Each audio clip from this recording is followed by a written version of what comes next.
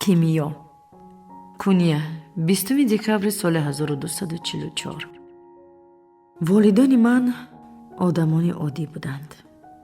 می دیدم که آنها چطور زحمت کشیده و چطور برمحل پیر شدند. هینه به 19 سالگی قدم نهادم. رومی مرا به دخترخواندی قبول کرد. تا آن دم در وادی نزد کوی تاوروس در منزل خردکک با خواهرم در حجره همراه روحی برادران و خواهران ففتیده‌مان میزیستیم.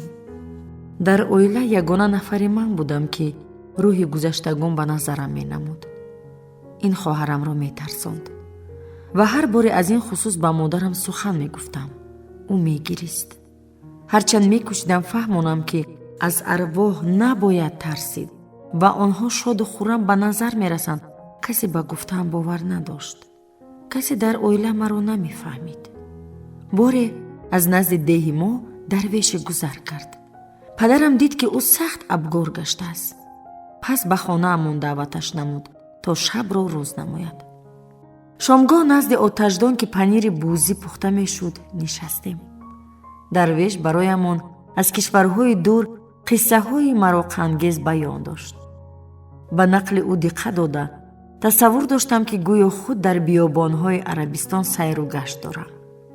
خیمه های مردمی بدوی را در شمال افریقا و بحر بیکنار نیلگون را که میان زمین نام برندش دیدم. کنار ساحل گوشماهی کلان تاب خورده چون سیم پیچان دریافته و به جیب انداختم. خواستم کنار ساحل سیر و گشت نمایم، لیک بوی بغایت نافورم مرا باز داشت. اینه چشمانم را گشودم. دیدم که روی فرش خوابیدم. خانگی‌ها با چهره هراسان گردم غون شدند. مادرم با یک دست سرم را می داشت. با دست دیگر باشد پاره پیاز را نزد بینیم آورده بود. انا بیدار شد. شادمانه ندا کرد خواهرم. با کف با هم گفت سپاس خداوند را. آهکشان سخن گفت مادرم و به درویش رو آورد. از آوان کودکی شبه می بیند. اکنون این حالت پیوسته روی می دهد. صبح درویش برای مهمان نوازی به ما سپاس زیاد بیان داشته ویدا کرد. لیک پیش از آن که به راه درآید به پدرم گفت دخترت کیمیا کودک غیر عادی است. استعدادی خوب را داراست. حیف می شود اگر استعدادش قدر نگردد. باید او را به دبستان بفرستی. دختر را چی و خواندن چی؟ اعتراض داشت مادرم. این کاری گوش ناشنید است. او با من مانده قالین می بافد تا دمی که به شوهر نبراید. میدونید چی؟ و به نهایت قالین بافی ماهر است. اما درویش به آسانی نیت تسلیم شدن نداشت. یگان وقت او دانشمندی بزرگ خواهد شد. از افتش خداوند برایش استعدادهای زیاد عطا فرموده است. چی؟ شما مگر خود را از خداوند دوراندیش و با فراست میپندارید؟ اگر در نزدیکی ها مکتب نباشد پس او را نزد یگان دانشمند فرستید تا صاحب معلومات گردد. مادرم با علامت این کار سر جنباند. لیک حس نمودم که پدرم با او هم فکر نیست. محبت او را به علم که میدانستم حیران نشدم وقتی او از درویش پرسان شد. با یگان آدم خردمند آشنا نیستیم. آنها را از کجا یابیم؟ و این لحظه درویش نام مردی را به زبان آورد که حیات مرا کلاً تغییر داد. برایم یک نفری بغایت خردمند در کنیه معلوم است. گفت وی. او جلال‌الدین رومی نام دارد. باور است با کمال میل بهر آموزش دخترچه با استعداد چون کیمیا کمر همت می بندد. بریدش نزد او و هرگز پشیمان نخواهد شد. هین درویش رفت. مادرم دستانش را بالا برداشت. من حاملم. به نزدیکی باز صاحب یک دهان دیگر می شویم. برایم یاردم چی در کار؟ با دختر کتاب چی لازم؟ اگر برایش تعلیم لازم باشد تنها به خاطر روزگارداری و تربیه فرزندان. می خواستم که مادر خواهش نگاه داشت مرا در منزل با طرز دیگر بیان می کرد. اگر می گفت тоқати ҷудоиамро надошта, аз ин хотир барои лаҳзае маро ба оилаи дигар фиристода наметавонад, шояд меистодам. аммо дар ин хусус як даҳон ҳам гап назад. ба ҳар ҳол падар дарк намуд, ки суханҳои дарвеш беасос нест. пас аз 2 рӯз ҷонибдори ӯ гашт.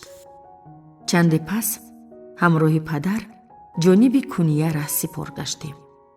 моро лозим омад назди мадрасае, ки ӯ таълим медод, интизор шавем. ҳине ки ӯ омад, маро сахт ҳаё фаро гирифт. ҷуръат надоштам ҳатто ба чеҳрааш бингарам. ба ҷои ин ба дастонаш нигоҳ мекардам. дастонаш борику дароз, ангуштонаш серҳаракат. аз олим дида ба ангуштони усто шабоҳат доштанд.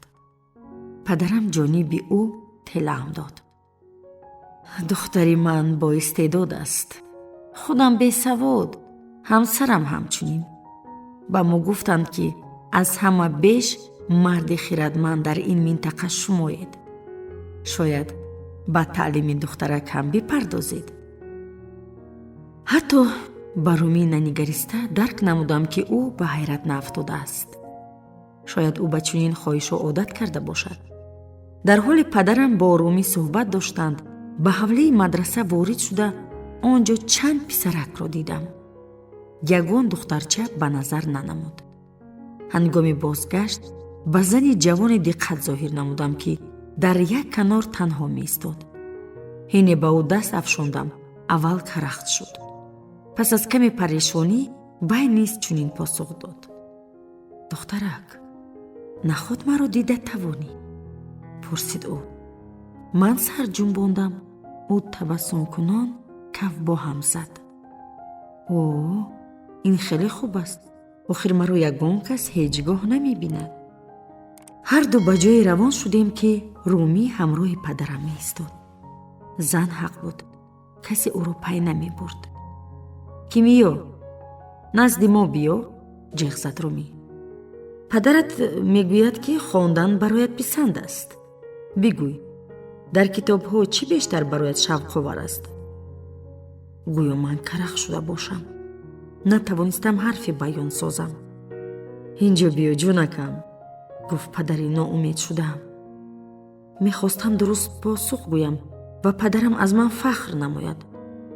лекин намедонистам чӣ посух гӯям. танҳо чуқур нафас кашидаму халос.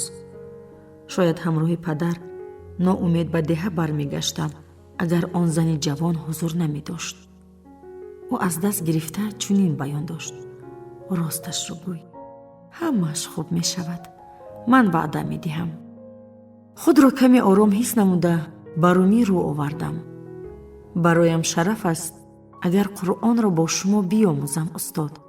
ман аз заҳмат наметарсам. чеҳраи Румӣ шукуфон шуд. офарин, изҳор дошт ва гӯё чизеро ба ёд оварда бошад, хомӯш гашт. лекин ту духтарчаӣ, ҳарчанд сай намуда илм биомӯзӣ ҳам, бояд ба шавҳар баромада фарзанд ба дунё биёрӣ. солҳои таҳсил бефоида мемонанд. намедонистам чӣ гӯям. ҳатто худро гунаҳкор пиндоштам. падар низ ғамгин гашту сар поин афканд. боз зани ҷавон ба ёриям расид. ба ӯ бигӯ, ки ҳамсараш мехост барояш духтаре безояд ва акнун ӯ худро хушбахт меҳисобад, агар шавҳараш духтарро таълим диҳад. ҳине ин суханҳоро гуфтам. Румӣ хандида гуфт: фаҳмо, шумо дар манзили мо ҳузур дошта бо ҳамсарам суҳбат намудед. лек бовар кунед, ҳера ҳаргиз дар кори таълими ман ширкат намеварзад. зани ҷавон оҳиста бо андӯҳ сар ҷунбонда ба гӯшам пичероз зад. гӯй, ки бо ҳера не, ҳамсари дуввумаш ҳамсӯҳбат нашудаӣ. ту бо Гавҳар, модари 2 писараш суҳбат доштӣ. ман бо Гавҳар суҳбат доштам. номашро 2 рӯз ба забон оварда гуфтам ман. бо модари писарони шумо. чеҳраи Румӣ тағйир ёфт. духтарак, Гавҳар мурдааст, бо овози сард гуфт вай. дар бораи ҳамсари марҳумам чӣ медонӣ? Ин шӯхии ноҷост. Ин дам падарам ба гуфтор даромад. бовар дорам устод, ӯ ягон фикри баде надорад. шуморо бовар мекунонам ки Кимиё духтари ҷиддист. вай доимо нисбати калонсолон эҳтироми хоса дорад. фаҳмидам ки ҳақиқатро бояд баён дошт. ҳамсари марҳуми шумо инҷост. ӯ маро аз дастам дошта ёрӣ мерасонад ки бо ҷуръат бошам. ӯ чашмони мешии бодомӣ, доғҳои кунҷитаки дилкаш ва пироҳани дарози зард ба бар дорад. ман хомӯш шудам. пай бурдам ки зан ба кафшҳои хонапӯшакаш ишора дорад. ӯ мехоҳад ки ман ба шумо дар бораи кафшҳои хонапӯшакаш ҳикоят намоям. онҳо аз биришим бо ранги норанҷии равшан ва бо рангҳои сурхи майда духта шудаанд ва хеле зебоянд. он кафшҳоро ман аз Бағдод барояш оварда будам. гуфт Румӣ. ба чашмонаш пуроб шуданд. вай онҳоро дӯст медошт. инро гуфта устод хомӯш гашта ришашро шона задан гирифт. ранги чеҳрааш шукуфон гардид. ине дубора сухан гуфт. гуфтораш лутфомез, ишорае ба маҳзунӣ надошт. акнун мефаҳмам ки чаро ҳама меандешанд. духтарат чунин боистеъдод аст, изҳор дошт Румӣ. рафтем ба манзили ман. лутфан ба манзили ман қадам ранҷа намоед. онҷо сари хон аз хусуси ояндаи духтарак суҳбат хоҳем кард. бовар дорам беҳтарин шогирд шуда ҷои чандин писаронро мегирад. пас он Румӣ ба ман рӯ овард. дар ин хусус ба Гавҳар гап мезанӣ? устод, ба ин ҳоҷат нест. вай туро мешунавад. лекин мегӯяд ки рафтанаш лозим ва боз мегӯяд ки доим туро бо муҳаббат назорат дорад. Румӣ табассуми ширин кард. падари ман нест. ҳама сабукиеро ҳис намудем ки то ин дам байнамон набуд. ин лаҳза дарк намудам ки вохӯрии ман бо Румӣ паёмадҳои зиёде ба бор хоҳад овард. байни ману модарам ҳамбастагии ҷиддие вуҷуд надошт. шояд инро ба назар гирифта дар шакли ҷуброн худованд бароям ду падар ато кард. яке падари худӣ, дигаре падархонд. ана ҳамин тавр 8 сол пеш ман, духтараки шармгини ташнаи дониш, вориди манзили Румӣ шудам. ҳера зани нексиришт, ҳатто аз модари ширдодаам маро беш дӯст доштаву навозиш мекард. ҳарду писари Румӣ маро хуш қабул карданд. бахусус писари калонӣ ки бо гузашти вақт акаи калониям шуд. дарвеш ҳақ баромад. ҳарчанд пазмони падару хоҳарам мешудам, лек аз омаданам ба куния ва дар хонаи Румӣ зистанам заррае пушаймон набудам. зери боми манзили ин марди бузург рӯзҳои бағоят гувороро паси сар намудам. билохира Шамси Табрезӣ пайдо шуд. ҳузури ӯ ҳамаро тагурӯ кард. Элла, Нортгемптон, 9 июни соли 2008. пештар Элла аз танҳоӣ ҳарос дошт. акнун ҳис намуд ки вақтҳои охир баръакс барояш писанд аст. танҳо бо худ бимонад. ӯ побанди тақризи ширки ширин гашта аз Мишел хоҳиш намуд барояш ҳамагӣ ҳафтае вақт диҳад. шояд тақризро бармаҳал анҷом медод, лек намехост саросема бошад. ин кор барояш имкон дод худро дарк созад, ба масъулияти оиладорӣ ва мутаассифона ба муқобилаистии кӯҳнаи чуқур бо шавҳар сарфаҳм равад. бори нахуст ин ҳафта Элла машғулиятҳои қаннодиро сарфи назар намуд. намехост бо касе вохӯрад ва дар лаҳзаи охир вай гӯё бемор шуд. мукотибаашро бо Азиз паноҳ медошт. дар оҷонсии адабӣ намедонистанд ки ӯ тариқи маҷозӣ бо муаллифи китоб ишқварзӣ дорад. ҳамчунин ҳамсару фарзандон. муддати чанд ҳафта ҳаёти тозаю покизааш ғарқи асрор ва фиребу дурӯғ гардид. лек аҷибаш ин ки чунин дигаргуниҳо заррае ҳам Элларо бесаранҷом накард. вай гӯё бо саброна чизеро интизор буд. бовар дошт албатта он меояд, аммо паёмҳои электронӣ барояш нокифоя буд. ӯ ба Азиз занг зад. Новобаста ба фарқияти 5 соатаи вақт ҳарду қариб ҳар рӯз тариқи телефон суҳбат доштанд. Азиз баён дошт ки овози Элла гуворою маҳин аст. ҳине механдид, хандааш тарсомез ва канда, гӯё бовар надошт бихандад ё не. ин хандаи зане буд ки ба муҳокимаи дигарон диққат зоҳир карда наметавонист. танҳо бо худ бош, мегуфт ба ӯ Азиз. кӯшиш бикун. лек дар манзили ноором бо худ будан кори саҳл набуд. ави ба гирифтани машғулиятҳои хусусӣ аз фани ҳисоб оғоз кард. Орли бошад ба духтури равоншинос вобаста ба таомхӯрӣ номнавис шуд. имрӯз вай ними омлетро тановул кард. ин муддати моҳи дароз нахустин таоми нисбатан дуруст ба ҳисоб мерафт. ҳарчанд вай пурсон шуд омлет то кадом андоза ғизонокӣ дорад, Элла ончиро мӯъҷиза донист. зеро Орли худро гунаҳкор намеҳисобад ва барои ҷазои хеш дилбеҳузуриро роҳандозӣ накардааст.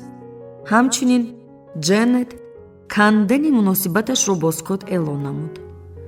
дигар хел шаҳр ғайри он ки барои ҳарду фазо баҳри ҳаёти шахсӣ муҳим аст лозим набуд. ба сари Элла омад ки шояд ҳаёти шахсӣ муҳаббати навро дар назар дорад. ба ҳар ҳол Ҷенет ва Скотт дар ин маврид вақтро беҳуда нагузаронданд. аз ҳама беш Элларо он чиз ба ҳайрат меандохт ки бо кадом суръат муносибати одамон тавлид ёфтаю пароканда мешавад. лек ӯ сай дошт касеро мазаммат насозад. агар чизеро аз мукотиба бо Азиз дарёфтааст, ин ҳам шояд яктост. агар ӯ ором бошад, кӯдакон бо вай фикрҳои хешро ошкоро баён хоҳанд дошт. ҳамин ки аз паси эшон давиданро бас кард, онҳо ба канораҷӯӣ аз ӯ хотима гузоштанд. аз кӯшиши доимии ёрирасонӣ ва тасаллибахшӣ даст кашида, Элла пай бурд ки ҳама корҳо худ ба худ беҳтару хубтар мегардад. ӯ танҳо ба шоҳид табдил ёфту халос. назорат дошт ки воқеот чӣ тавр рух додаю рӯзҳо паси ҳам сипарӣ мегарданд ва аз ӯ сайи зиёд талаб карда намешавад. ҳамин ки нисбати чизҳо бесаранҷомиаш поён ёфт, Элла дарк намуд дар ботини ба ӯ тобеъ набуда боз як нафари нисбатан орому бохират боз ҳам бо фаросат пайдо шудааст. ҷузъи 5 бо худ пичеро зад Элла. вақти зиёде нагузашта шавҳар тағйироти дар ҳамсараш рухдодаро мушоҳида намуд. на ба он хотир ки акнун мехоҳад ҳарчи бештар наздаш бимонад. вай минбаъд ба хона барвақт расида меомад ва Элла пай бурд ки ҳамсараш ҷустани навозиши занонаро аз канор бас кардааст. ҷонакам, бо ту ягон чиз рӯй надодааст? мепурсид Дэвид. не, ман тамоман дурустам, табассумкунон посух медод Элла. ба фазои ороми худ ворид шуда, вай одатҳояшро ки никоҳ вуҷуд доштаю солҳои тӯлонӣ гӯё хобидааст, берун вомегузошт.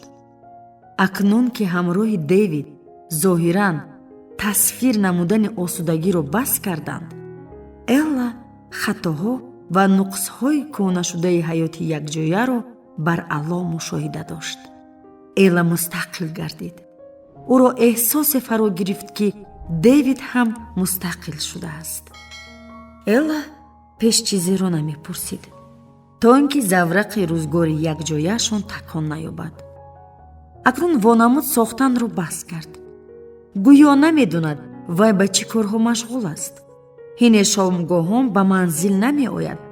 Элла возеҳ фаҳмон ки аз ҳама корҳои ҳамсар бохабару ин барояш мароқовар нест. маҳз ин ҳолат шавҳарро метарсонд. Элла шавҳарро мефаҳмид, зеро дар замири қалб худ низ ҳарос дошт. агар як моҳ пеш Дэвид ба зур қадамаки ҷонибаш мениҳод, Элла аз ӯ бағоят миннатдор буда метавонист. ҳама гуна саи шавҳар дар масъалаи устувории оиладорӣ аз ҷониби Элла мамнунона қабул мегардид. Лек ин моҳи пеш буд. акнун ҳаёти пешина барояш ҳақиқӣ наменамуд. чӣ гуна модари 3 фарзанд ба ин рӯз расид? илова бар он, агар ӯ бадбахт мебуд, тавре ҷенет барҳақ зикр дошт, пас чаро коре накард ки ашхоси бахт баргашта анҷом медиҳанд? чаро даруни ҳаммом инони гирьяро сар надод? ҳангоми шустани зарфҳо фиғон накашид? дар танҳоӣ сайругашт накард?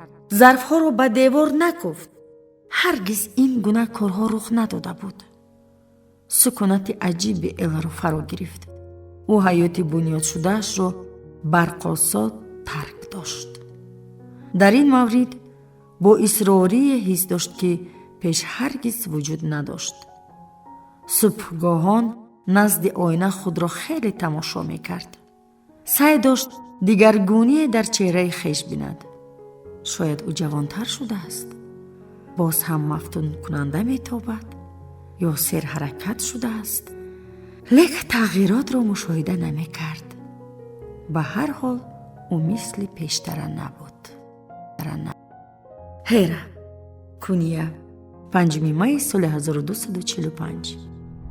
дарахтони калон ки зимистони дароз аз сербарфи навдаҳояшон ҳамида буд, акнун онҳоро баргҳои сабз пӯшондааст. шамси табрезӣ ҳамоно дар манзили мо зист дорад. тавре ман мушоҳида доштам, дар ин муддат шавҳарам одами дигар шуд. рӯз то рӯз аз ман ва тамоми оила дур мегашт. сароғоз мепиндоштам ки бо мурури вақт аз якдигар дилбазанд хоҳанд шуд.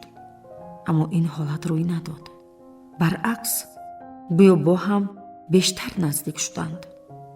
ҳангоми танҳоӣ ё хомӯш меистанд ё беист гап мезананд. гоҳо механданд ва ин ханда ба ман дард меоварад. охир аз якдигар ҳеҷ дилмонда намешаванд. пас аз суҳбатҳо бо Шамс, ҳамсарам гӯё касеро эҳсос намекунад ва дар худ чунон ғутавар мегардад ки гӯё вайро чизе нушонда бошанд. румӣ ва Шамсро чизе муттаҳид месозад ки он ҷо барои нафари сеюм ҷой нест. ба якдигар сар меҷунбонанд, механданд, ҳавоқ андохта дуру дароз ба якдигар дида медӯзанд. ба назарам кайфияти ҳолӣ яке аз дигаре вобаста аст. гоҳо дар торикӣ нишаста чизе ба даҳон нагирифта ҳарфе намегӯянд. гоҳо чунон шодӣ мекунанд ки гӯё аз ақл фориғ шудаю девонаанд. акнун румиро дигар шинохта наметавонам. одаме ки 8 сол пеш ҳамсарам шудаю фарзандонашро чун аз они худ ба воя расонда ва барояш тифл ба дунё овардам, бароям бегона гардид. танҳоине ки паҳлӯям хоб аст, наздикиро бо ӯ эҳсос месозам. вақтҳои охир шабҳои зиёди бехобиро пушти сар намуда ба нафаскашияш гӯш меандохтам. гармии ҷисмашро ҳис мекардам. тапиши бомароми қалбаш маро ором намуда водор месозад бовар дошта бошам ки румӣ шавҳари ман аст. доимо ба худ такрор месозам ки ин ҳолат тӯлонӣ нахоҳад буд. хоҳу нохоҳ Шамс моро тарк мекунад. охир ӯ дарвеши оворагардест ва румӣ бо ман мемонад. ӯ ба куния ва шогирдони хеш тааллуқ дорад. ман бояд коре саранҷом надиҳам, танҳо интизор бошам. лек сабр бароям кори саҳл нест. ҳар рӯз то рафт душвор мегардад. вақте бароям душвор шавад, гузаштаро ба ёд меорам. замонеро ки ба ҳама нофаҳмиҳо нигоҳ накарда, румӣ дар паҳлӯям буд. ҳайра насронист. ҳатто ба ислом гаравида яке аз моён нахоҳад шуд. аз тӯи арӯсии мо дарак ёфта байни ҳам пичирос мезаданд одамон. олими забардасти олами ислом набояд мунофиқро ба занӣ гирад. лек румӣ ба ин гуна ҳарзагӯиҳо зарраи аҳамият намедод. на он замон, на имрӯз. маҳз аз ин хусус аз ӯ басо миннатдор будам. сокинони Анатолиё ба ҳар гуна адёну нажод тааллуқ доранд. лек ба ҳар ҳол мо як хела таом истеъмол дорем. як хела суруд мехонему, як хела ҳуруфот парастем. Шабона як хела хоб мебинем. пас чаро наметавонем якҷоя зист? ман кӯдакони насрониеро медонам, ки номҳои мусулмонӣ доранд. фарзандони мусулмонро медонам, ки занони насронӣ чун фарзандони хеш шир макондаанд. чунин аст олами мо. агар миёни ислом ва насроният сарҳаде вуҷуд дошта бошад, пас он бояд нарм бошад, на он тавре ки уламои ҳарду ҷониб мепиндоранд. азбаски ҳамсари олими маъруфам, одамон мепиндоранд, ки оиди аҳли илм андешаи баланд дорам. рости гап дар асл ин тавр нест. бешубҳа олимон бисёр чизҳоро медонанд, лекин сухан аз боби эътиқод меравад. пас дониш дар ин маврид оё арзанда аст? иловатан ба эшон гуфтани суханҳои хос аст, ки барои мо одамони оддӣ фаҳмиданашон басо душворӣ дорад. олимони мусулмон эътиқоди насрониро оиди сегона инкор мекунанд. насрониён бошанд, мусулмононро барои он наҳ мезананд, ки эшон қуръонро ягонаю беҳтарин китоб меҳисобанд. аз ҳарду ҷониб тавре гап мезананд, ки гӯё якдигарро умуман намешунаванд. агар маро пурсед, байни мусулмони оддӣ ва насронии оддӣ дар тафовут аз олимон умумиятҳо хеле зиёд аст. мегӯянд, ки барои мусулмон ҳангоми гаравидан ба насроният душворӣ ин қабули сегона аст. барои насронӣ ба мусулмонӣ гаравидан бошад, аз ҳама душвор даст кашидан аз сегона аст. дар қуръон гуфта мешавад, ки исо бандаи худост ва барояш китоб додаю паёмбараш баргузидааст. бароям хеле душвор аст то ба ин бовар намоям. боз ҳам душвортар он аст, ки аз марьям даст кашам. ҳарчанд аз ин хусус ба касе сухан нагуфтаам, ҳатто ба румӣ ҳам. гоҳо бисёр мехоҳам ба чашмони неки мешии модари исои масеҳ нигоҳ афканам. бо нигоҳи хеш ӯ доимо маро тасаллӣ мебахшад. рости гап баъди он ки Шамси Табризӣ дар манзили мо сукунат гирифт, то ҳадде хиҷолатзадаю ғамгин шудам, ки аз ҳама беш то ин дам тасаллои биби Марьям бароям лозим шуда монд. гӯё маро табларза фаро гирифта бошад. беҳад мехостам ибодати ӯро ба ҷо орам. гоҳо шармам меояд, ки эътиқоди нави хешро фиреб медиҳам. аз ин хусус касе пай намебарад. ҳатто Сафия, ки тамоми фаъолияти хаёлам ба ӯ бахшида шудааст, маро фаҳмида наметавонад. афсӯс, аз ин хусус ба ҳамсарам низ чизе гуфта наметавонам. ҳатто ба ӯ чӣ тавр гуфтанро ҳам намедонам. ӯ хеле аз ман дур шудааст ва метарсам, ки боз ҳам дуртар нашавад. румӣ бароям ҳама чиз аст. акнун гӯё ки бегона шудааст. ҳеҷ бовар намеояд бо одам зери як бом зистаю дар як бистар якҷоя хобида, ба ҳар ҳол бовар надорӣ, ки ӯ дар паҳлӯят нест. Шамси Табризӣ. куния 12 июни соли 1245. танҳо масхарабозию халос. ва агар мусулмонон бо номи худованд тамоми моҳи мубораки рамазон рӯза доранду ҳар ид ба хотири бахшиши гуноҳон гову гӯсфанд, бус қурбонӣ созанд ва агар тамоми умр дар барои зиёрати офаридгор дар дил орзу парварида ҳар рӯз 5 маротиба ҷойнамоз паҳн созанд, лек дар дил ба муҳаббат ҷой набошад, пас аз ин ҳама чӣ фоида? эътиқод бе муҳаббат танҳо суханест хушку холӣ. суханон беҷону суст ва номуайяну бекора, зеро дар онҳо ҳисси ҳақиқӣ вуҷуд надорад.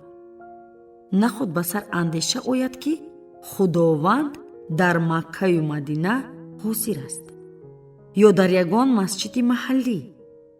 чӣ тавр метавон тасаввур намуд, ки худованд дар кадом фазои маҳдуде маҳкам бошад, дар ҳоле худи ӯ мегӯяд, ки на осмонҳои ман, на замини ман дар худ маро ғунҷонда наметавонанд, лек дили бандаи ба ман эътиқодманд метавонад маро дар худ ғунҷонад. ҳайфи мани нодон ки гумон дорам ҳудуди ақли мани бандаи хокӣ гӯё ин ҳудуди худованди тавоност. ҳайфи мани ҷоҳил ки мепиндорам бо худованд метавон муросо карду қарзҳояшро пардохт. нахуд ин одамон пиндоранд ки худованд бақолест ки неку бадиҳои моро дар ду паллаи тарозу бармекашад. ё магар ӯ мансабдорест ки гуноҳҳои моро хурдагирона дар дафтари муҳосиботи худ сабт намуда замоне мебоист пардохт кард. ваҳдатро бо худованд онҳо магар чунин мепиндоранд? худованди ман бузург аст, офаридгори зинда. чӣ лозим ба ман худои мурда? номи ӯ алҳай аст, яъне офаридгори зинда. чаро ман пайваста побанди тарсу ҳарос бошам? бо ман ӯ шартҳо маҳдуд шавам. ӯ беҳад меҳрубон аст. номи ӯ алвадуд аст. ӯ дӯстдоранда аст. бо кору сухан ба ӯ сипос мегузорам. осону сабук тавре нафас мегирам. номи ӯ алҳамид, ситоишшаванда аст. чаро ман тӯҳмату буҳтон паҳн созам, вақте дар ботин медонам ки худованд ҳамаро мебинаду мешунавад. номи албасир ҳамабин аст. ӯ беҳтару хубтар аз он аст ки дар хобу хаёл тасаввур месозем. алҷамол, алқайюм, алраҳмон, алраҳим. дар хушксолию обхезӣ, дар гушнагию ҷонканӣ аз ташнагӣ барояш мерақсаму месароям. то даме зонуҳоям қатъ нашудаю ҷисмам дигар итоатам накунад ва дил аз задан боз наистад. мани худро ба порчаҳо табдил медиҳам, то даме пораи ҳеҷ чиз нашавам. холигии пурра, чангпорае дар чанги ҷаҳонофариниши бузурги ӯ нагардам. бо камоли майл, бо сипос, шодмона ва бо исрор саховатмандӣ бузургии ӯро сипос мегӯям. шукри он мегӯям ки ӯ чизе ба ман дод ё ягон чизеро рад кард. зеро танҳо ӯ медонад ки чӣ бароям беҳтар аст. дастури дигареро аз рӯйхати худ ба ёд оварда ҳис намудам ки маро мавҷи фараҳ ва умедворӣ фаро гирифт. одамият дар эъҷози офаридгор мақоми махсусро дорост ки иброз медорад дар ҷисмаш рӯҳ давондааст. ҳар яки мо бе истисно офаридаи худовандем дар рӯи замин. боре аз худ бипурс, бо кирдору рафторат оё ба офаридаи худованд монанд ҳастӣ? ё дорӣ ки ту бояд худовандро дар худ кашф карда бо ин кашфиёт зист намоӣ? ба ҷои он ки дар худованд ғарқ гашта бо мани худ мубориза бурд, мутаассибони динӣ бо дигарон ҷангида мавҷи тарсу ваҳмро афзун медиҳанд. ҷои тааҷҷуб нест. одамон ба олам бо чашмони пуртарс нигариста ба серӣ он чизро мебинанд ки аз он ба ҳарос меафтанд. дар ягон гӯшаи заминҷунбӣ, обхезӣ, хушксолӣ ё ягон нохушӣ рух диҳад, одамон онро чун изҳори ғазаби муқаддас қабул доранд. гӯё худованд рӯи рост намегӯяд. ҳамдардии ман аз ғазаби ман пурзуртар аст. доимо аз ҳама ва бо ҳар баҳона хашмгин шуда, мутаассибон гӯё интизоранд ки худованди тавоно дар пушти онҳост ва қасди ҳақиронаю беақлонаи ниқоргирии эшонро дастгирӣ хоҳад кард. дар рӯзгори онҳо танҳо барои бадбинию андӯҳ ҷой асту халос. ҳамчунин норизоии беҳад чун абри сиёҳӣ ба гузаштаю ояндаашон сояафкан дар ҳама ҷо дунболагир аст. ҳолатҳое рух медиҳад ки одамӣ аз паси ҷангал дарахтонро намебинад. дастурҳои алоҳидаро дар рӯшноии мукаммал бояд дид. мукаммалӣ дар моҳияти он нуҳуфта аст. майли моҳияти қуръонро наҷустан ва онро мукаммал қабул надоштан, мутаассибон оятҳои алоҳидаро ба сифати нишондодҳои муқаддас, ки ба фаҳмиши тарсуи онҳо мутобиқ аст, ҷудо месозанд. онҳо пайваста моро ҳушдор медиҳанд, ки рӯзи қиёмат одамият бояд аз болои пули сирот гузар намояд. он аз мӯй борик ва аз дами теғ ҳам тезтар аст. ашхосе ки онро гузар карда наметавонад, яъне гунаҳкорон, ба ҷаҳаннам афтида он ҷо ҷазо хоҳанд дид. нафарони накӯкор аз пул гузашта меваҷоту оби ширин ва ҳурони биҳиштро сазовор хоҳанд гашт. чунин аст тасаввуроти мутаассибон дар бораи олами пас аз фавт. тарси онҳо назди ҳаёти заминӣ, назди ҷазои ногузир то ҳаддест, ки дар сайи хеш бобати ҳақ будан худоро фаромӯш месозанд. нахуд чил дастур барояшон маълум набошад. дузах инҷост. худи ҳозир набояд аз дузах тарсид, ба биҳиштро орзу кард, зеро ҳарду дар ботини одамӣ нуфтанд. ҳар гоҳе муҳаббат ба мо лутф месозад, мо дохили биҳишт мешавем.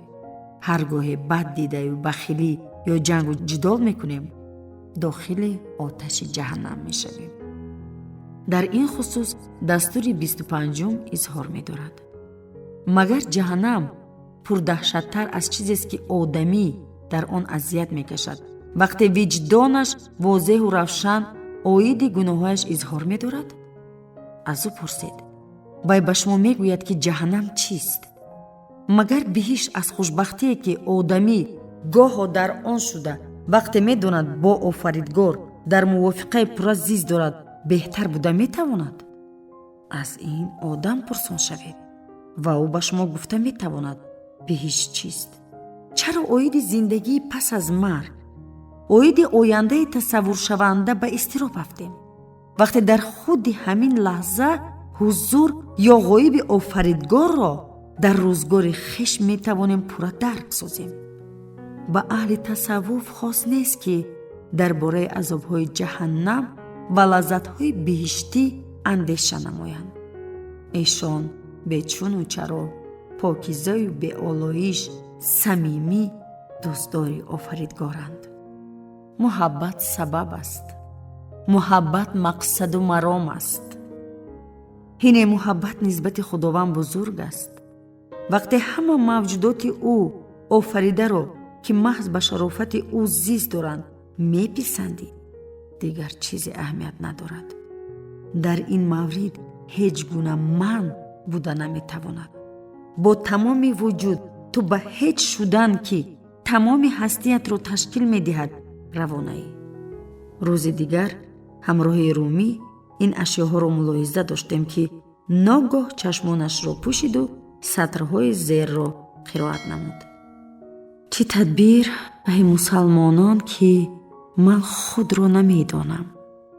на тарсову яҳудиям, на ғабру, на мусалмонам. на шарқиям, на ғарбиям, на бариям, на баҳриям. на аз хоки табииям, на аз афлоки гардонам. маконам ломакон бошад, нишонам бенишон бошад.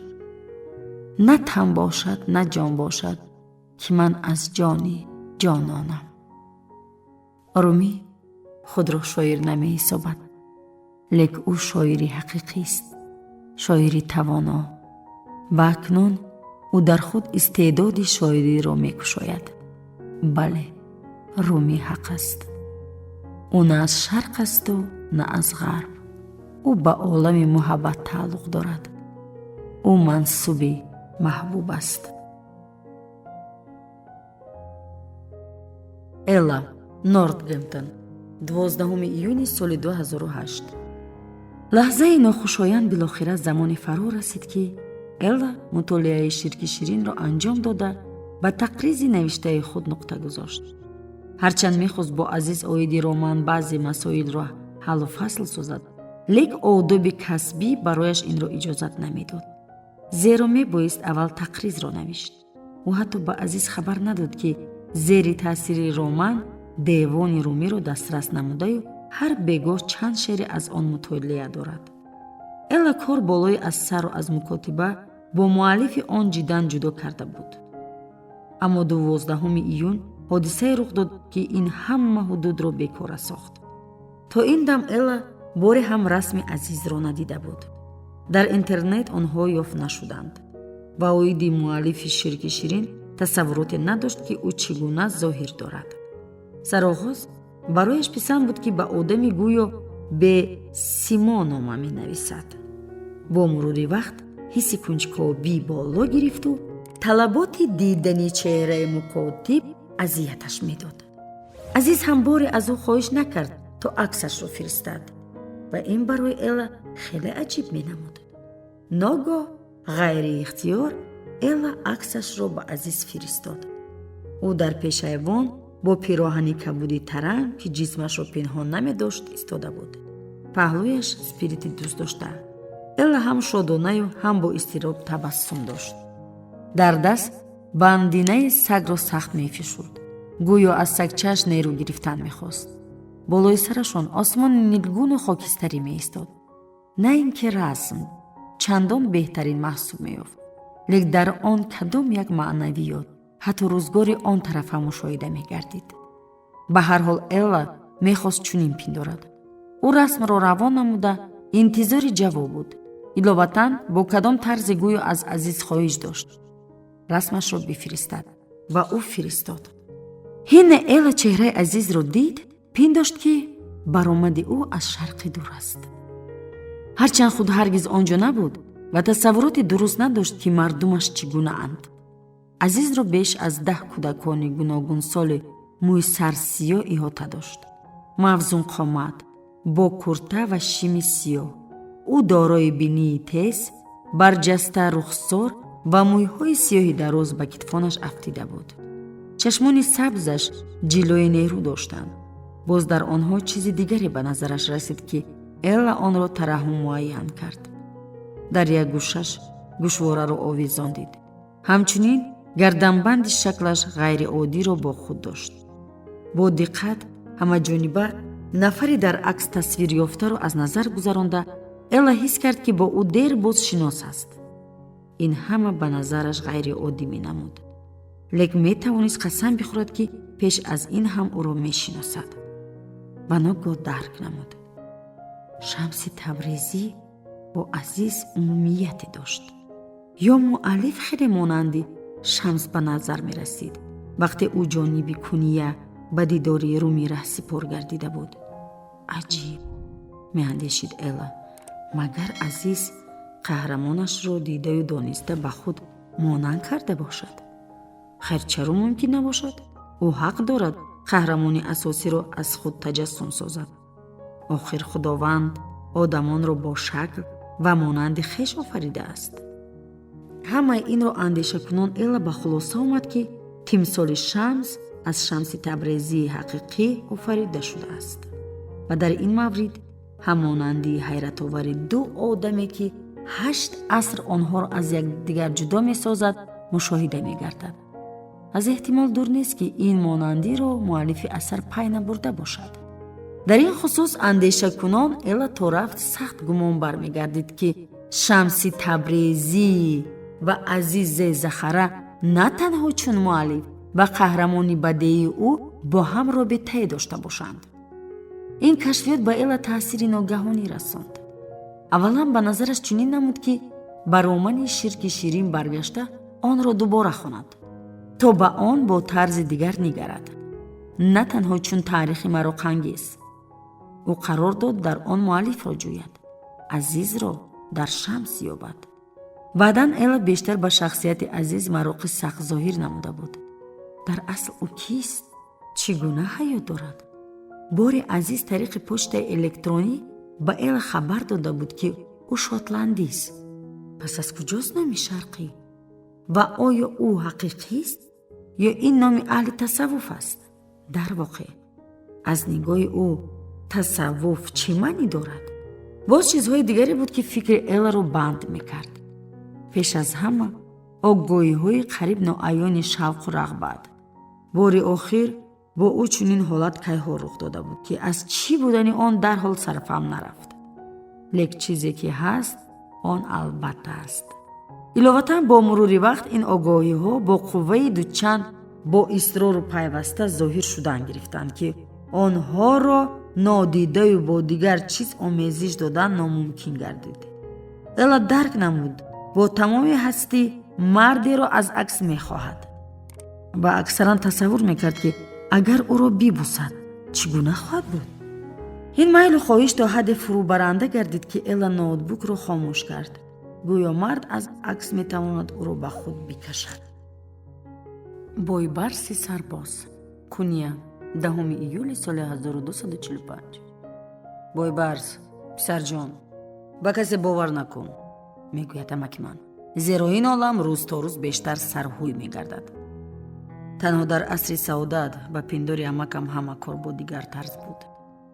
зеро паёмбари гиромӣ муҳаммад аз болои одамон назорати қатъӣ дошт. пас аз даргузашти ӯ ҳама бани шеби сару зер шуд. агар аз ман пурсанд, чунин мегӯям: агар ҷое аз ду одам бештар ғун шаванд, занозанӣ ногузир аст. ҳатто даврони паёмбари гиромӣ муҳаммад одамон якдигарро чашми дидан надоштанд. магар чунин нест? мубориза моҳияти зиндагист. шер оғӯро мехӯрад, пас он лоша ба лошахӯро мемонад. табиат бераҳм аст. дар замину осмон ва об аз тамоми мавҷудот бесарфи назар танҳо нафароне зинда мемонанд, ки аз рақибони хеш зуртару чолоктаранд. барои зистан мубориза бояд бурд, дигар роҳ нест. мо бояд биҷангем. ҳатто одамони сода ҳам дарк мекунанд, ки дар замони мо барои зистан роҳи дигар мавҷуд надорад. 5 сол пеш вақте 100 нафар фиристодагони Чингизхон, ки барои сулҳбандӣ омада ва кушта шуданд, корҳо чапаю роста гардид. Чингизхон ба ғазаб омаду ба ислом ҷанг эълон кард. ҳатто касе сарфам намеравад, ки чаро сафирон кушта шуданд. баъзеҳо гумон доранд, ки ин кори худи Чингизхон аст. баҳона барои ҷанг. шояд чунин ҳам бошад. инро касе ҳаргиз нахоҳад донист. ман бошам медонам, ки муғулҳо муддати 5 сол хуросонро тамоман балангор сохтаанд. қадами шуми онҳо танҳо маргу харобӣ овард. 2 сол пеш дар ҳамвории Қозиқдоғ лашкари салҷуқиёни султони Румро торумор сохта, султонро ба тобеи маблағсупор табдил доданд. ба фикрам ягона сабаби аз замин наруфтанамон дар он аст, ки моро зери асорат нигоҳ доранд. зеро ин барои муғулҳо бештар нафъовар аст. аз замонҳои қадим одамон бо ҳам ҷангу ҷидол доранд, бахусус аз замоне, ки Қобил бародари хеш Ҳобилро ба қатл расонд. век ҳеҷ шабоҳате ба лашкаркашиҳои муғулҳои бедодгар мушоҳида нашудааст. онҳо усулҳои гуногуни ҷангидан ба ярақҳои зиёд доранд. ҳар як сарбози муғул хуб мусаллаҳ аст. ӯ табар, шамшер ва камон дорад. лек аз ҳама муҳим, ӯ пайконе дорад, ки ҳама гуна авзори ҷангиро сурох, деҳотро оташ задаю душманро заҳролуд, ҳар гуна устухони устувори одамиро мешиканад. муғулҳо ҳатто пайконҳои хуштаккаше доранд, ки аз лашкар ба дигар лашкар паём мефиристанд. бо чунин лавозимоти ҳарбӣ бехабар аз худо, муғулҳо дар пеши роҳи хеш аз замин ҳама чизро руфта мепартоянд. ҳатто шаҳре чун Бухоро ба харобазор табдил дода шуд. аз дасти муғулҳои худо бехабар. лек кор танҳо дар муғулҳо нест. аз салибдорон мо бояд Байтулмуқаддасро бозпас зада гирем. боз Византиё ба мо фишор дорад. оиди зиддият байни аҳли суннат ва шиао ҳоҷати гап ҳам нест. миёни рақибони марговар зиста мо магар ҳақ дорем, ки одамони осоишта бошем. маҳз бо чунин сабаб ашхосе чун Румӣ маро безобита месозанд. бароям бефарқ аст, ки одамон ӯро мепарастанд. ӯ тарсуест, ки дар атрофи хеш тарсу ваҳм мекорад. шояд пеш олими забардаст маҳсуб меёфт. ҳоло бошад побанди бидъаткори чун Шамси Табрезист. дар ҳоле ки душманони ислом то рафъ афзоиш доранд, Румӣ чӣ вазъ мехонад? бекорагӣ? таҳаммулпазирӣ? гарм бош эй сард, то гармӣ расад, бо дурушти соз то нармӣ расад. ту чӣ донӣ завқи сабр, ай шишадил? хоса сабр аз баҳри он нақши чигил. Румӣ таҳаммулпазириро баён дошта мусулмононро ба рамаи гӯсфандони мутеъу тарсу табдил медиҳад. ӯ мегӯяд, ки ҳар як паёмбар пайравони худро дорад. агар муҳаббат аз ҳама сухани дӯст доштааш бошад, пас таҳаммул, баробарӣ, тоқатпазирӣ вожаҳои дигари писандидаи ӯст. агар ҳама аз ӯ вобаста мебуд, пас мо дар манзилҳои хеш бояд менишастем. интизорӣ мекашидем ки душманон омада моро кайқир мекунанд ё ягон воқеаи дигар рух медод. бовар дорам пас ӯ меояду натиҷаи бадбахтиҳоро хулосакунон ин гуна изҳор медорад: чӣ илоҷ, тақдир чунин будааст, ба ин ҳам шукр. вақте дабистонҳо, мадрасаю манораҳо ғайб мезананд, дарвешон метавонанд маҳфилҳои худро ороста созанд, хайр чӣ, ин ба шумо писанд аст? вақте дар ин хусус меандешид, дарҳол ба ёд меояд ки гузаштагони румӣ дар шаҳри мо танҳо аз он хотир сукунат варзиданд ки эшон аз афғонистон ба Анатолиё дар ҷустуҷӯи паноҳгоҳ фирор оварда буданд. он замон аксар одамони доро ва бонуфуз таклифномаи султони салҷуқиёнро соҳиб мегардид. миёнашон падари Румӣ ҳам ҳузур дошт.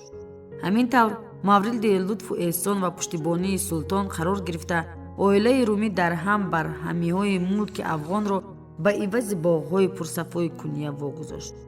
дар пушт ин гуна рӯзгор дошта, пас оиди таҳаммулпазирӣ баъз гуфтан кори саҳл аст.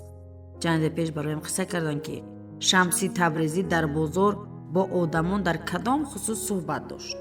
баъд гуфтааст ки Алӣ, вориси паёнбар, ҳангоми муҳориба тайёр буд ба синаи рақиб шамшер халонад. вай ногоҳ сар бардошта ба чеҳраи Алӣ обидаҳон меафканад. Алӣ бошад чуқур нафас гирифта шамшерро ҷониби ҳаво дода аз он ҷо дур шудан мегирад. рақиб ба ҳайрат меафтад. пас аз қафояш давида мепурсад чаро ба ҷои куштан ба ӯ тараҳум намудааст. зеро аз ту сахт хашмгинам, иброз медорад Алӣ. пас чаро маро накуштӣ? суоли худро такрор мекунад рақиб. ба ин рафторат ҳеҷ сарфам намеравам. вақте ба рӯям туф кардӣ, шаҳр медиҳад Алӣ. хеле ба ғазаб омадам. ман хеле ҷабр дид ва интиқом талаб дошт. агар туро мекуштам, тобеи мани худ мегаштам. ба ин хатои бузург мебуд. ҳамин тавр Алӣ рақибро сар дод. ӯ хеле мутаассир шуда ба Алӣ дӯст мегардад. бо хоҳиши хеш исломро мепазирад. чунин қисса дошт Шамси Табрезӣ. ва ин чӣ гуна ҳикмат аст? бигузор мунофиқон ба чеҳрамон туф андозанд, магар ҳамин тавр? танҳо аз болои ҷасади ман. мунофиқ ё мувофиқ ҳеҷ кас ҳақ надорад ба рӯи бои барси сарбоз туф андозад. Элла, Нортгемптон, 13 июни соли 2008. ҷонакам азизи оворагард, танҳо бовар макун ки аз ақл бегона шудам. агар аз ту чизеро бипурсам, ту Шамсӣ? бо самимият Эллаи ту. ҷонакам Элла, Шамс одамест ки аз воизи маҳаллӣ ба шоири умуми ҷаҳонӣ ва ориф табдил додани Румӣ масъул аст. устод Самуид одатан ба ман чунин баён медошт: агар одамоне ки шабеҳи Шамс бошанд, чӣ фарқ дорад дар кадом давр вайро Румӣ дарёфтааст? хуш бошед азиз. ҷонакам азиз, устод Самуид кист? хуш бошед Элла. Эллаи меҳрубон, ин қиссаи дароз аст. ва ростӣ онро донистан мехоҳӣ? хуш бимонӣ азиз ҷонакам. вақти ман беҳисоб аст. бо муҳаббат Элла. Румӣ, Куния, 2 августи соли 1245. фикр дорӣ ки рӯзгорат осоиштави гуногун ранг аст ва нафаре меояд ва он вақт пай мебарӣ ки хеле чизҳои мароқангез аз паҳлӯяд гузар кардааст. гӯё дар оина холигиеро мебинӣ. он холигие ки пеш майли диданат набуд. он нафар шояд маҳбуба, дӯст, устоди маънавият бошад. ҳатто тифле ки нигоҳу бинаш ба зиммаат вогузор аст. муҳим он ки ҷонзоде ёфт шавад, холигии ботинро пур созад. тамоми анбиё як маслиҳат медиҳанд: нафареро дарёб ки оинаи ту бошад. бароям чунин оина Шамси Табрезӣ гардид. то даме ӯ ҳозир нашуд ва маҷбурам сохт ба умқи ботини худ бингарам. чизи асосиро дар бораи хеш намедонистам. ҳарчанд ба назари дигарон пуршаъну олими забардаст бинмоям ҳам, комёбиам ночиз ва дар ботин тани танҳо будам. гӯё солиёни дароз луғоте дар бораи худ тартиб медиҳӣ. оиди ҳама ашёе ки бароят аҳамият дорад дар он баҳо медиҳӣ. масалан, ҳақиқат, хушбахтӣ, зебоӣ. дар ҳар лаҳзаи муҳими ҳаёти хеш ба он луғот назар меафканӣ. пас он ношиносе меояду ин луғоти бароят хеле гаронарзишро гирифта болои тӯдаи ахлот ҳаво медиҳад. муайян куниҳоятро аз нав дидан лозим, изҳор медорад ӯ. акнун ҳама чизи то ин дам донистаатро бояд фаромӯш созӣ ва бо кадом сабаби барои идрокат номаълум эътироз накарда ба хашм ҳам намеоӣ. шодмона розӣ мешавӣ. маҳз инро Шамс бо ман карда тавонист. бо шарофати дӯстиямон бисьёр чизҳоро дониста гирифтам. лек муҳим аз ҳама он чизе ки бароям омӯхт, ин фаромӯш сохтани чизҳои то шиносоӣ донистанам аст. ине чизеро сахт дӯст медорӣ. чунин муҳаббатро аз атрофиён ки гӯё барои шодиҳоятро якҷоя гузарондан даъват шудаанд, интизор хоҳӣ буд. агар ин рух надиҳад, аввал ба ҳайрат меафтӣ. пас он дарду алам ва ноумедӣ эҳсос мегардад. дӯстону наздиконро ба он чизҳои худ дидам, натавонистам бовар кунонам. натавонистам бешарҳиро шарҳ диҳам. Шамс баҳри шавқату накӯкории ман аст. ӯ хуршеди ҳақиқат ва эътиқоди ман аст. ман ӯро шоҳи шоҳони рӯҳ меҳисобам.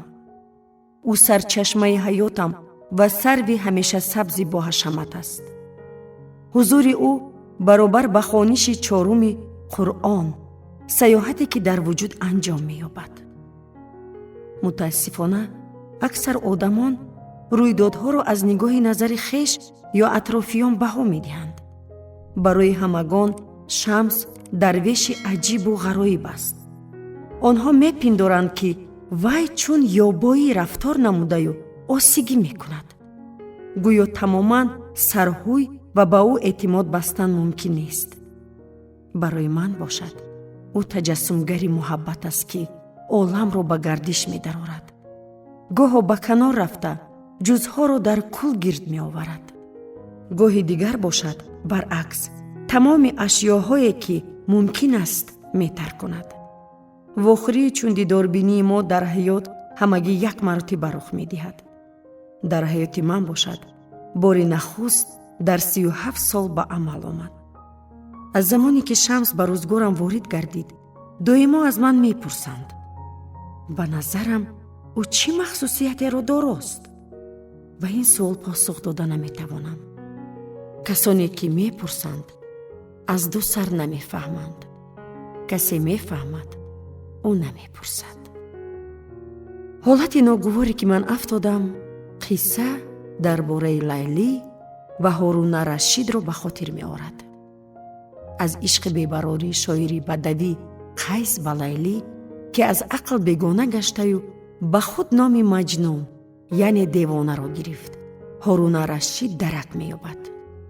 бо мароқ аз хусуси зане ки чунин бадбахтӣ аз барояш рух додааст пурсон мешавад. аз афташ Лайлӣ зани ғайриоддист, меандешад ӯ. ӯ аз ҳамаи занҳо бартар аст. шояд ӯ соҳир, зеботар дар ҷаҳон аз ӯ касе набошад. ҳайратзадаю ба васваса афтода, ӯ сай мекунад то Лайлиро бо чашмони хеш бинад. билохира Лайлиро ба қаср меоранд. ҳине чеҳраашро мекушояд. Ҳоруна Рашид ноумед мегардад. Лайлӣ ба назараш безеб, шалу пир нанамуд. лек ӯро зебосанам ҳам наметавон гуфт. зани оддӣ, чун аксар дигарон. Ҳоруна Рашид ноумедии худро пинҳон надошт. чаро Маҷнун аз бароят девона шуд? ба назар як зани оддӣ менамоӣ. чӣ гуна хусусиятро дороӣ? Лайлӣ табассум намуд. ту ҳақӣ, ман Лайлиям, лек ту Маҷнун нестӣ, посух дод ӯ. ту бояд бо чашмони Маҷнун ба ман бингарӣ. вагарна сирре ки муҳаббат ном дорад, ҳаргиз натавонӣ ошкор кард. ин сирро ба наздикону пайвандон ва шогирдон чӣ тавр фаҳмонам? эшон махсусиятро дар Шамс дарк нахоҳанд кард, агар ба ӯ бо чашмони ман нанигаранд. аз муҳаббат талхҳо ширин шавад, ва аз муҳаббат мисҳо зарин шавад. аз муҳаббат дурдҳо софӣ шавад, ва аз муҳаббат дардҳо шофӣ шавад.